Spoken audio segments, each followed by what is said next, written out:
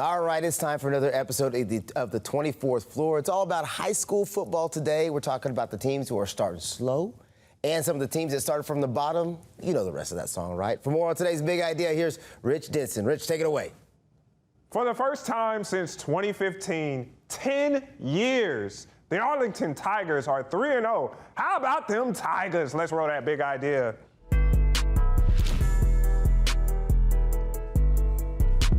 Tigers took care of business against Hamilton this past Friday, 136-6. Their offense got it done in a multitude of ways. Listen to this margin, 136-6. Actually, they beat them 48-0, my bad. But yeah, this margin, 136-6, that's how much Arlington has outscored its opponents over these first three games. Put some respect on the Tigers. I was about to say, you're about to go to Bama. You're 136 was the score in the game. 48-0. Bro, let's sign you up right now. Let's introduce today's guest, the man with the plan in Arlington, his first season as the head coach of the Tigers. Now they're off to that 3-0 start. Head coach Jeb Jones in the studio today. Coach, appreciate you taking the time. Yeah, thank you for having me. First off, can we all agree that you might have the best hair in high school football in the area? Yeah. That's a lot of people call me Coach Hair sometimes, so it's kind of a tell for me that everybody knows who I am. Hey, it's a distinctive look. Can we get right into how proud of you are you of this team right now and what they've been able to do? New system, new coach, new idea, new philosophy, 3-0. Yeah, I think it's very impressive on our team. Like when I got here in January, one of the big things was trying to get the numbers up. There was 38 kids on the team. To compete at 6A level, you can't have those numbers. So our big thing was coaching staff-wise was getting into the school, trying to get kids to come out and play football, get them excited about football again. And so, I think our kids bought in the spring practice through the summer workouts. We've had great turnouts, and now we're up to 130-something kids with the freshman, JV, and varsity team, which is a big turnaround, and their hard work is paying off now, and so that's what I'm just proud of them, to buying in the system, especially those seniors. They've had 3 years of some struggles, and so letting them have some success their senior season is important, and they're loving it and buying into it, which is awesome. A big thing is that you talk about buying in is relatability. Now, Coach, I noticed. I'm not no young whippersnapper myself. You're kind of a Thundercat. I'm 29 years old, and I noticed you're only a few years older than me. So do you think that kind of plays in the relatability that we can still connect to these kids compared to somebody like Ruben? Yeah. First of all, who's in his like 40s? He's definitely going to answer that question. He's a boomer. He's definitely going to answer that question. But to put the we in there, first of all, 29, still a Thundercat. Yeah. At least I'm not an unk. You an unk. I'm a good-looking unk. Go ahead, man. We all good looking on this program. I think that's it's important. The kids are different than how we grew up in playing football or any sport really. Our coaches could scream at us and yell at us, and kids are just different. And so I think being able to relate to them is huge for me and our coaching staff. Our coaching staff's pretty young, and so being able to relate to them, have those connections with them. And that's what I tell our kids all the time is like, look, I care about you more than just as a football player. Like if they think that I only care about them, what they can produce on the field, I failed as a coach. And so that's one thing I learned under Coach Crouch at Green Hill, who's he's not much older than me too, and so in his first head coaching job at Green Hill, he had a lot of success. And so seeing him kind of how he handled kids. We title ourselves as player coaches, and so at the end of the day, I want to make sure our kids are having success. I'm not worried about my record as a head coach. I'm not worried about any of that. I'm worried about our kids having success on the football field, and that shows. And kids are willing to kind of go out and do the things that I ask them to do because they know at the end of the day I do care about them, and I'm able to relate to them and on and off the field. I've noticed. So I've been on the field while you're there. I've watched you coach firsthand. Full disclosure, my son goes to Arlington, but he's only in the 6th grade. But one thing I've noticed is you are very hands-on in the drills, in particular. So I've been around high school football a lot because I am an unk, as we say. And I've seen a lot of coaches that coach from the sideline or coach from the top, but you are hands-on. Do you think that plays a big part in their ability to grasp the concepts? Yeah, I think so. It's kind of that teaching aspect. We're always taught as teachers, like, kids learn in different ways. And so some people learn by listening. Some people learn by, actually doing it themselves or seeing somebody else do that. And so, I played football my entire life growing up. I have a little bit of college experience playing football. And a lot of our coaches on the coaching staff have that. And so I always tell our guys, like, if a kid's not understanding it, go out there and show them what you want to do. So you'll see me, and I'm just a competitor. I love to compete, and so I'll go out there and compete with the quarterbacks. I'll go out there and run routes with the receivers and talk smack to them. And so I think it's just kind of builds those relationships, that connection that we have with the kids. Kids love to compete. Nowadays, kids love to talk trash, and so going out there and doing that, letting the kids know, like, hey, it's okay. Like, it's okay to talk a little trash. We like that, but don't take it past the where it's a penalty. But yeah, it's just one of those things where I learn too. I learn the kids when I'm going out there and able to get hands-on, one-on-one drills and things like that with them, and so it just kind of builds that to where they see that I truly do care about each individual kid and them being successful. And then we try to do everything like it's going to be a Friday night. So when in our practices, you've seen it, when we're doing team offense, there's not a coach in the backfield telling them what to do. They have to figure it out, because on Friday nights, our kids are not going to have coaches out there telling them what to do. And so from the very get-go, even in spring, I told our coaches, like, look, when we're in team offense, team defense, don't go out there and move kids around. Let them figure it out, because they're going to have to figure it out on Friday nights. And so throughout spring and summer, that was one of our key points was, hey, I want you to go out there and figure it out on your own. And then we film everything. So we do corrections through film. And so that way we can get a lot of reps in.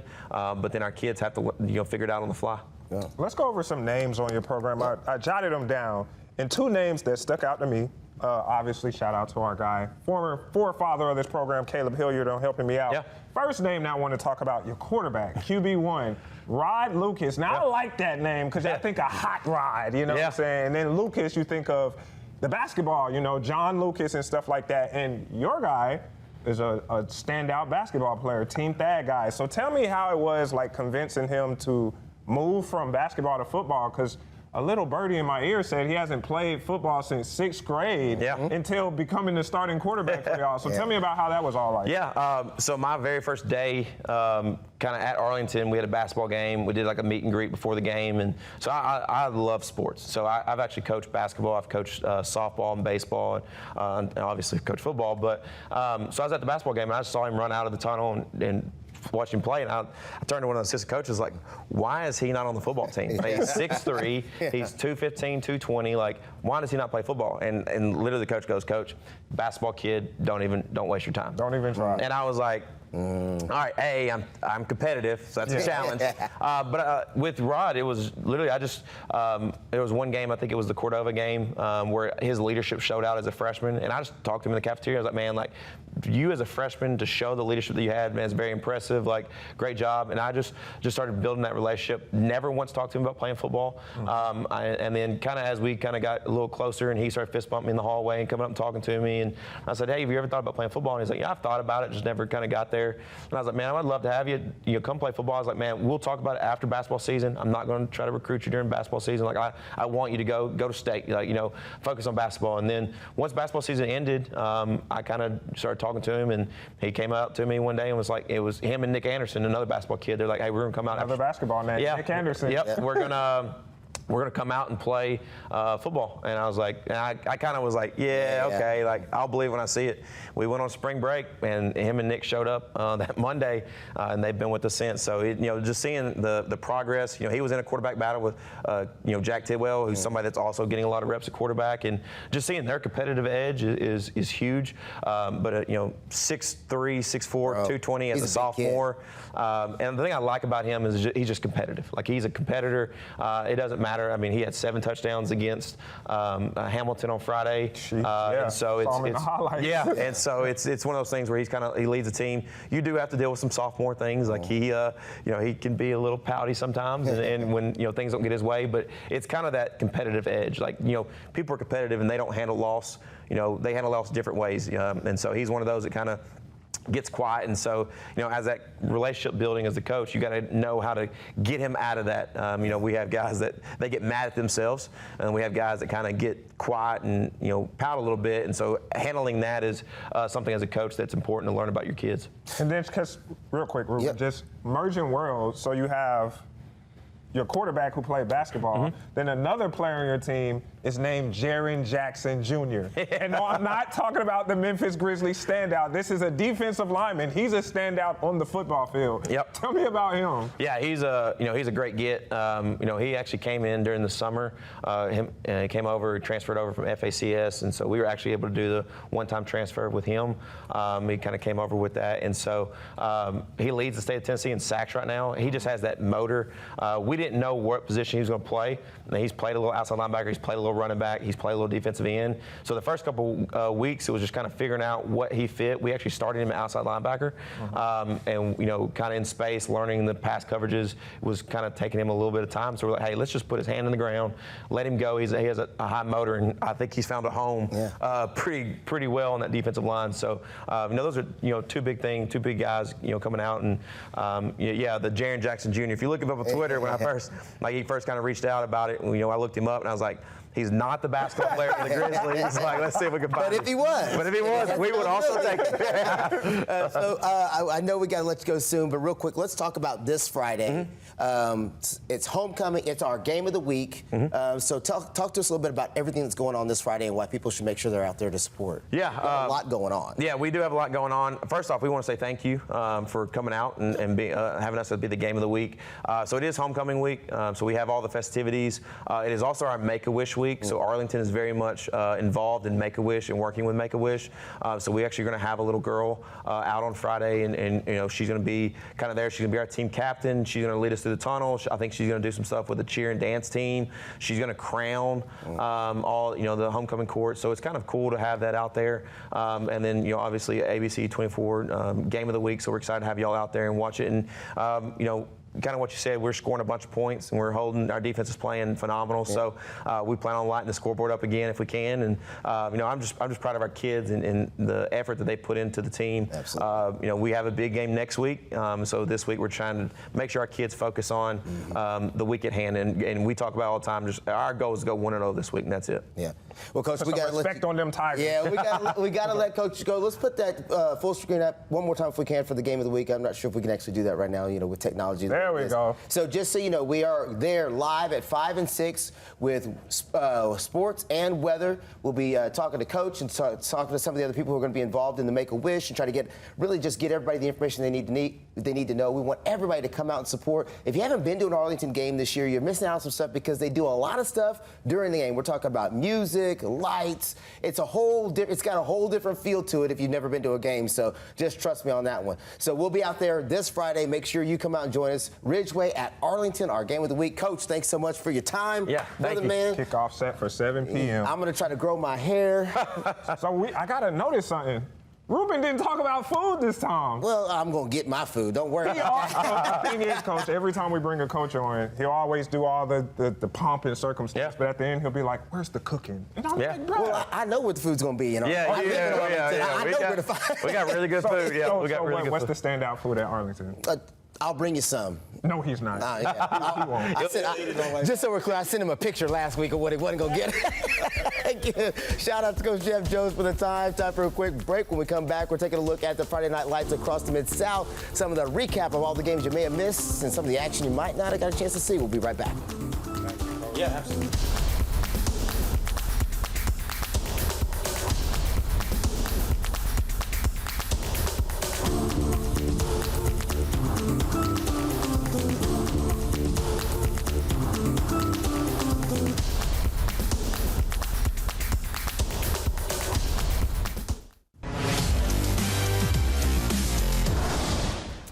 All right, we're back in action, and we forgot to do it while Coach was here, but he gifted us a little Arlington Tigers souvenir here. Go so we're going to add this hat to the collection of memorabilia. Any coaches who come on the show want to bring your own gear, bring it to us. We'll add it to the collection, and we'll have a whole rack of stuff. I can't promise they'll be there at the conclusion of the season, because, I always like taking my own souvenirs, but you know what I'm saying? Yeah, please bring us your stuff. But anyways, let's move on to what our game of the week last week was, and that was the train track rivalry. It was back in week 3. It was the first time since 2018. Whitehaven, Fairleigh. Ruben, you was out there. I was out there, and I got dusty, bro. Let me tell you, see that dust? could have been called the Dust Bowl, bro. The game of the week. There hadn't been water on that field in I don't know how long. You think I'm kidding? Take a look at all the dust it kicked up every time something happened. It was a defensive battle early on, really dry grass. That was a fumbled snap that went about 50 yards back. That made it 2nd and 62. That's not good stuff. Whitehaven's defense was containing fairly scrambling around, getting a nice throw off, but that's kind of what all the offense looked like for most of the first half. Eventually, things would pick up. Whitehaven's defense really did hold fairly in check for most of the first half, including this interception that they got right here. This is Dino Wade with the pick. And then eventually, Whitehaven's offense started to click, and it took a while. But they did eventually click. There was a few completed passes early on, but it was a running game, I think, that really took hold. This is a quarterback scramble, obviously, right here. They got him close to the end zone. Chris Talley eventually gets him into the end zone. There he is right there. 21. He actually had more than 200 yards on the day, 4 touchdowns on the night. Whitehaven ended up 12-0 at the half, and they are going to win 25-6.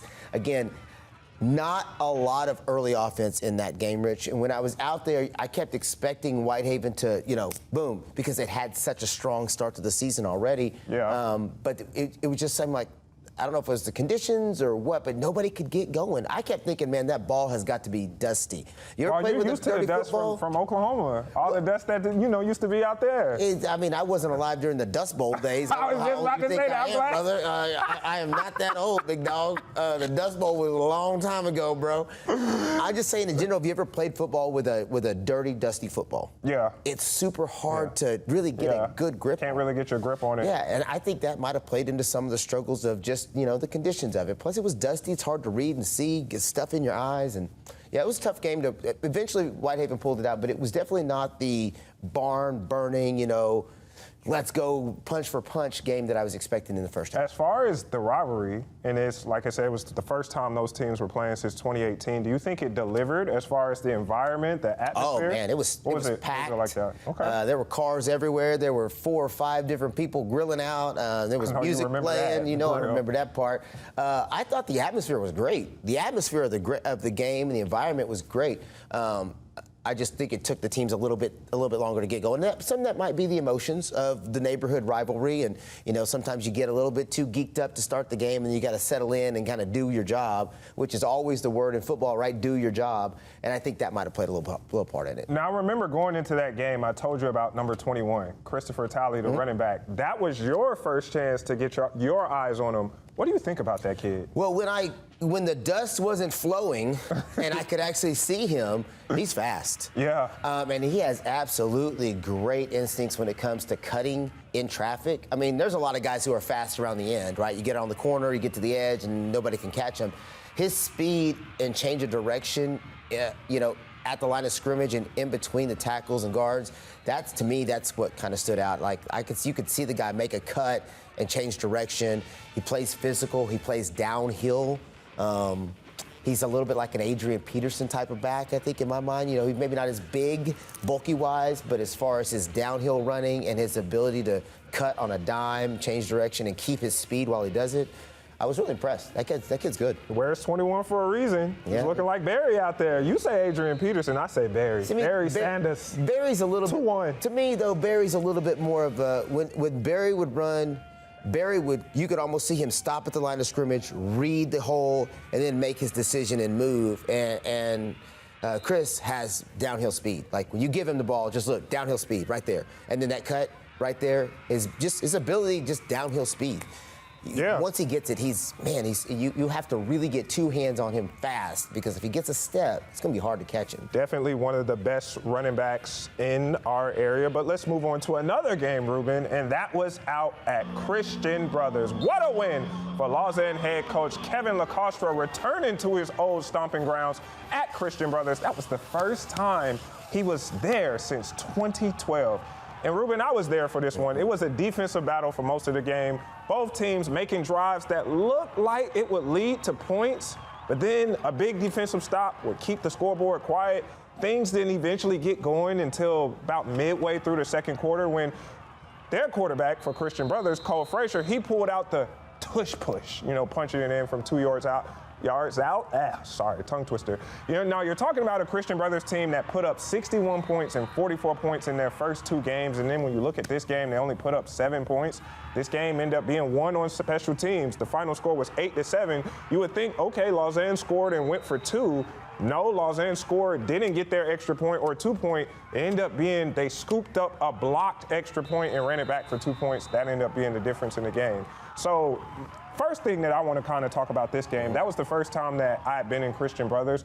Good Lord, dude, that's almost like a college campus. It's a how big beautiful that place. Yes. Yeah. The stadium is huge. I mean, for a high school standards, it's huge. The way they have it laid out is really nice with the building right there, that building right there beside it, and the field's kind of set off, and then they have those extra fields. Yeah. It's a really nice facility, and they're doing some renovating, we're changing some of the stuff with the scoreboard. I think they just redid the track. It is beautiful. Christian Brothers not playing around over there, and from what I heard, it was packed. Yes, it was. You could just see purple everywhere. I almost felt like I was at an LSU game, which I know our producer Jared would like that. Yeah, I don't know about that one. And all that purple, or Kansas State, or TCU. Just pick a team that wears purple. So, what do you think, since you were out there and you got to see it firsthand? I mean, I've seen the highlights, I've read about it, but do you think, because Christian Brothers have been putting up so many points, I mean, so many points.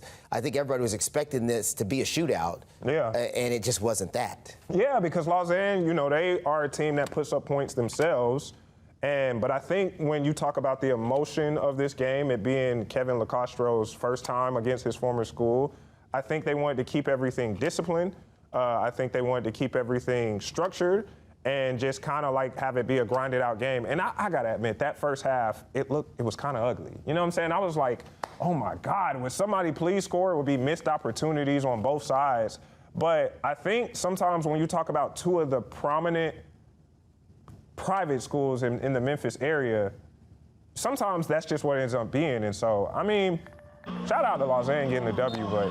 Well, I think you also have to think about the fact that Lausanne had an extra week to prep. Yeah. So when you've got that bye week, you've got that whole week. You basically had 2 weeks to prep for Christian Brothers.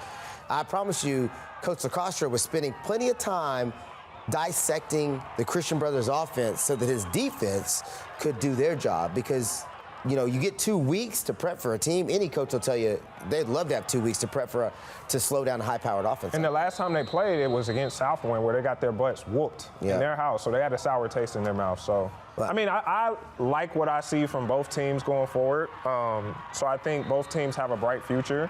But, I mean, this is what high school football is all about. Everything isn't going to be a knockdown, drag-out like what we had when Whitehaven played Houston. Well, I always tell people, kind of the way I think about it, I know we're going to go to some scores here in a second, is that when 2 good teams play, somebody got to lose. There's no way around it, right? So it doesn't matter. Somebody got to lose every game. So when 2 really good teams play, somebody's got to lose. And I'll tell you, in a game like that, I'd rather see a game that tight than see a blowout and somebody just didn't show up and play well. All right, speaking of blowout. I know. I mean, what sticks out about you? For me, a score that sticks out, we just brought up Houston and Southwind. Southwind just proving that they are for real. They are for real. 49-0. Now, I got to ask you this, Ruben.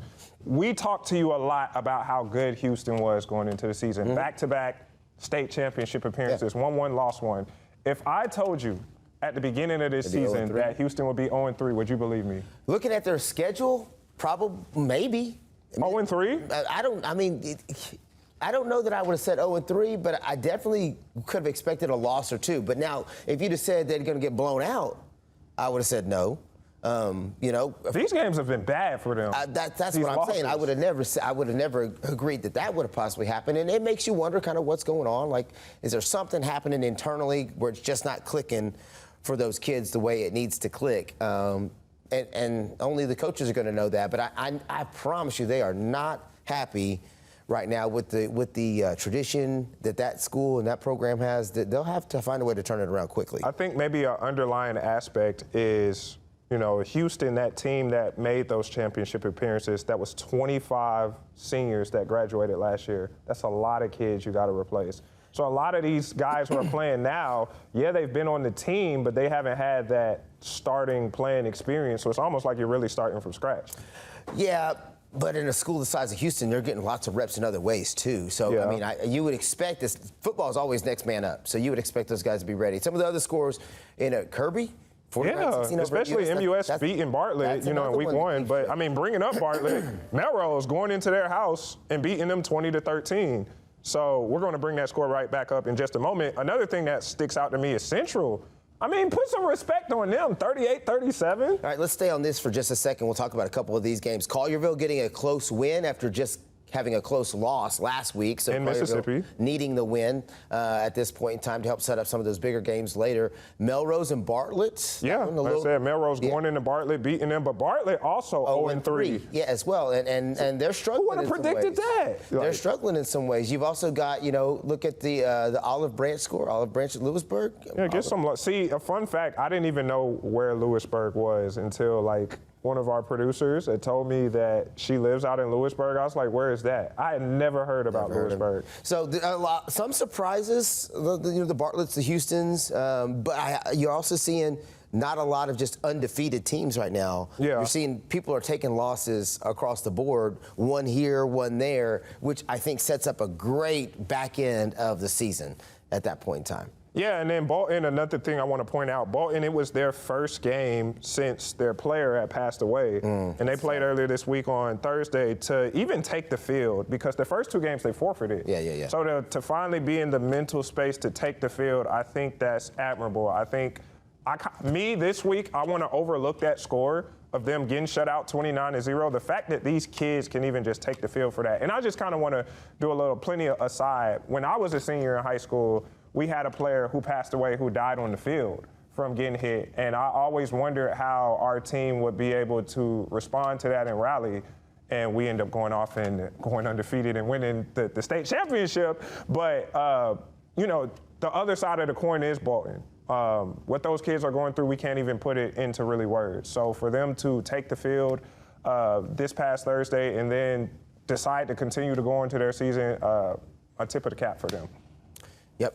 All right, let's get to it. We talked about some of the scores. Now let's talk about the play of the night, the best play of the night. Yeah, we didn't get to it on Friday, but let's take a look at what would have been our play of the night if we did. This comes from Briarcrest football. J.D. Donaldson, come get you some. It was his second touchdown tonight that cut the Saints' deficit to 21-14 against the mighty Innsworth Tigers.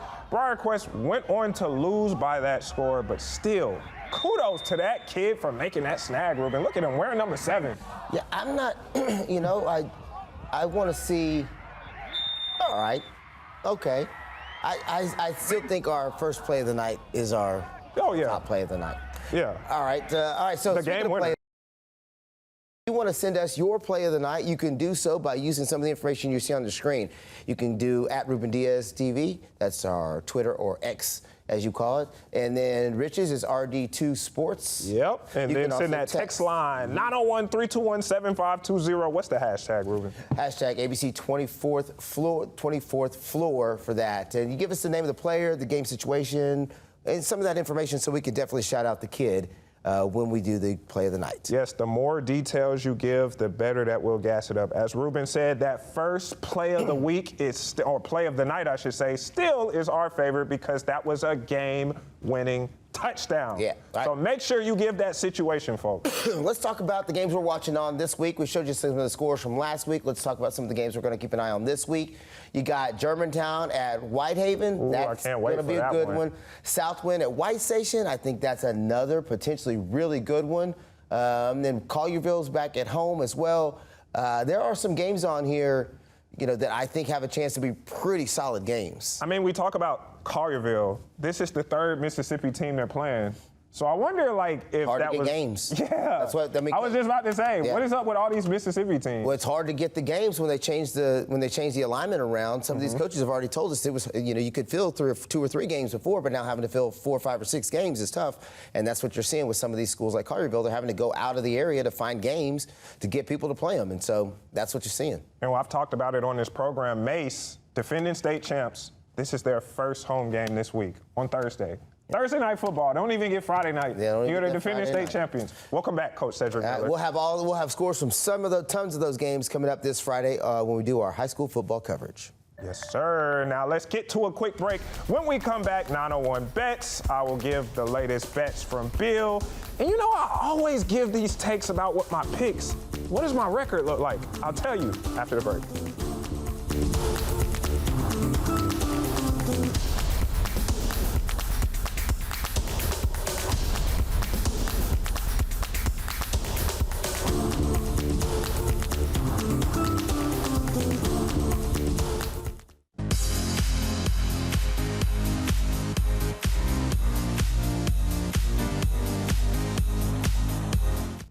What up, and welcome to 901 Bets. Think of this as sports betting for dummies right here in Memphis. Before we get rolling, let's hit that disclaimer. And a reminder, if gambling has become a problem for you, hit that Tennessee gambling hotline, that number right on your screen, 800-889-9789. All right, y'all, let's get it started with bankroll basics. Now, this weekend, I was texting some friends saying, give me a number between 5 and 10, because I wanted to place a few sprinkle bets. So what's that mean? Well, I'll tell you. Think of it like this. Instead of putting all your money on one team, you sprinkle smaller bets across a few different ones. It's a way to spread out the risk, and sometimes you hit big when an underdog comes through. For example, let's say the Grizzlies are up against the Lakers and they're not favored. Instead of dropping all your cash on that one game, you sprinkle a little bit on the Grizzlies. Maybe sprinkle a little on Ja Morant to score over 25 points, then sprinkle another small bet on Jaren Jackson Jr. grabbing 5 or more rebounds. If just 1 or 2 of those bets hit, you're making back more than you put in. That's just the power of the sprinkle. It's a smart way for experienced bettors to play the underdog angle without risking it all in one ticket. Now let's move on with our bets from Bill. This one comes from an old friend, one of the forefathers of the 24th floor, Caleb Hilliard. If y'all knew how much we used to talk about betting, you wouldn't be surprised that this betting segment eventually became a thing. He sent me a bet. Let's take a look. It's the NFL's Thursday night matchup. Washington Commanders head into Lambeau to face Micah Parsons and the Green Bay Packers. Both squads look sharp in their week 1 wins. Green Bay's favored by 3.5. So Caleb, my friend, he's rolling with Washington to cover. Now y'all remember, I hit on the Commanders' money line against New York just last week. But that game was at home for Washington, and well, the Giants aren't the Packers. Green Bay's defense was nasty last week. 4 sacks, a pick, held Detroit to just 13 points. They also shut down the Lions' run game. Yeah, Gibbs and Montgomery, giving up only 46 yards on 22 carries. Who would have thunk? Well, that's the challenge for Washington. If the Packers bottle up that run, well, Jaden Daniels, he's going to have to do it all. But remember, this isn't about Washington winning. It's about keeping it within a field goal. Washington is 8-1 against the spread in its last 9 games and 4-1 against the spread when it comes to Green Bay games. So with that being said, I'm going to agree with my friend Caleb that Washington covers.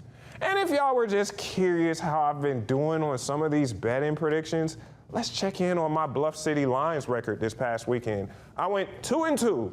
I got Memphis covering the 13.5 spread against Georgia State right, as well as Ole Miss money line against Kentucky. But on the wrong side, I got Memphis covering the 7.5 first half spread against Georgia State. Was wrong on that one. Was also wrong on Ole Miss covering the 9.5 spread against Kentucky. And that's thanks a lot to Lane Kiffin. There's so much emotions that went into that. I cannot wait to talk to our guy, Stephen Willis, about that one this week because, oh, brother, I was mad. But anyway, my record on the season, 3-3. So not too shabby, about batting 500. We'll see what Ruben has to say about that. But as always, send me your takes. If you have a betting terminology you're unsure of, send it my way. You want my opinion on a slip or a ticket you have? Send it my way. Hell, if you even want to spotlight your W on this program, we will give you your flowers. We have fun over here, man. At me on X at RD2Sports. Text the number 901-321-7520 or just use the hashtag ABC24Floor. But in saying all that, folks, remember, producer Jared, bring it up one more time. This content is for entertainment purposes only. ABC24 and its affiliates do not encourage gambling. Viewer discretion is advised.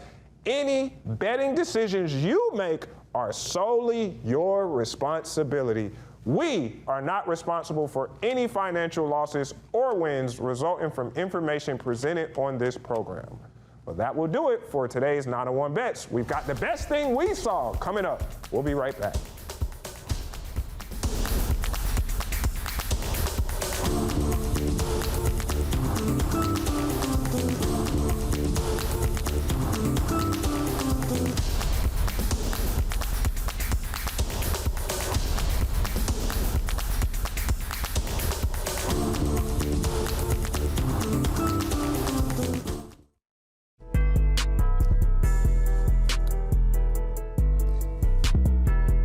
right, the best thing I saw is this guy right here, Missouri fan with a chance to kick a field goal for 25 grand. Instead, he takes the time to spotlight in that spotlight to show his hate for KU football, writing FU on his chest, showing it to the Kansas sideline, and then intentionally kicking the ball directly to that sideline, basically saying, I don't care about the money, this is how much I hate you. Best troll I've seen in a hot minute.